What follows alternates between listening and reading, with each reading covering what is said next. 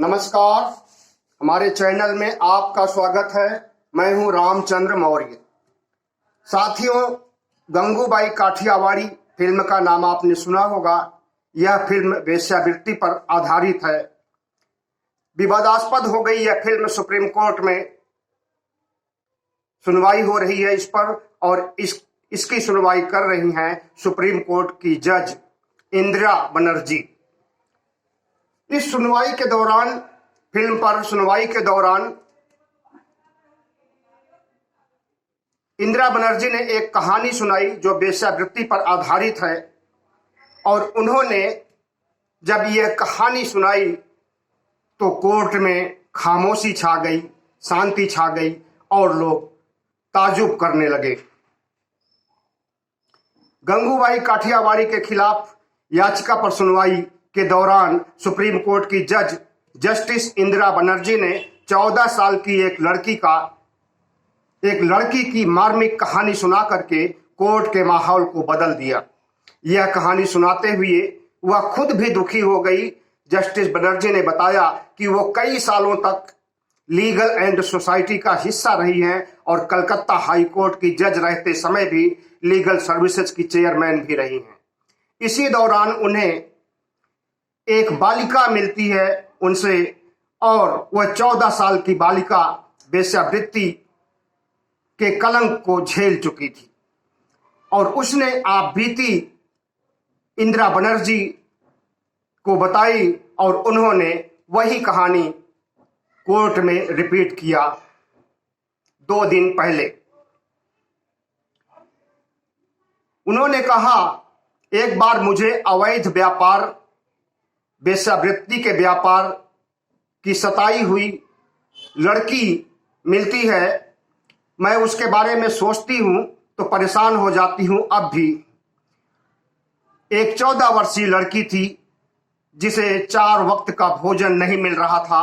इलाके में रहने वाली एक मौसी कहलाने वाली महिला उसकी देखभाल कर रही थी। एक दिन उस तथाकथित चाची ने कहा कि तुम बॉम्बे चली जाओ और तुम्हारे पास अच्छी नौकरी होगी, अच्छा घर होगा।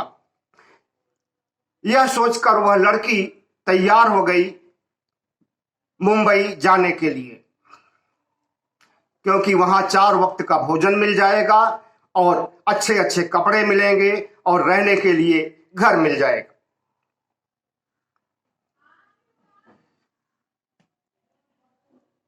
उस महिला ने उस लड़की को रातों रात मुंबई भेज दिया। वहां पर पहुंचने के बाद उसके साथ क्या हुआ, यह सुनकर के आपका कलेजा भी दहल सकता है।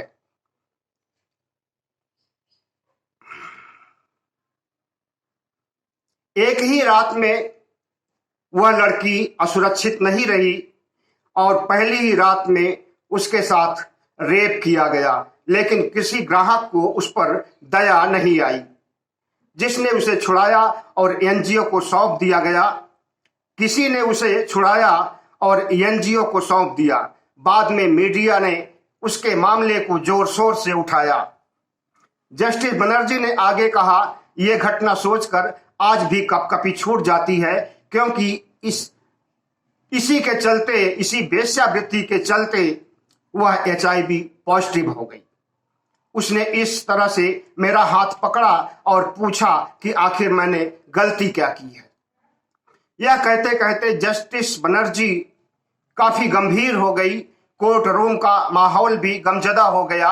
जब वो ये कहानी बता रही थी तो अदालत में शांति छा गई, खामोशी छा गई। हालांकि भंसाली प्रोडक्शंस की ओर से भंसाली प्रोडक्शन की वकील सी आर्या सुंदरम ने कहा कि इस फिल्म की कहानी में उस तरह की बातें नहीं है। यहां तो उस महिला की प्रशंसा हो रही है और यह फिल्म उन्हें बदनाम नहीं करती है, बल्कि वेश्यावृत्ति के कलंक को, वेश्यावृत्ति के दंश को और वेश्यावृत्ति की बुराइयों को समाज में उजागर करती है। तो साथियों, जस्टिस इंदिरा बनर्जी की संवेदनाओं को नमस्कार, सलाम, क्योंकि उन्होंने ऐसी कहानी सुना करके न केवल सुप्रीम कोर्ट को स्तब्ध कर दिया, बल्कि समाज में फैली व्यापक तौर पर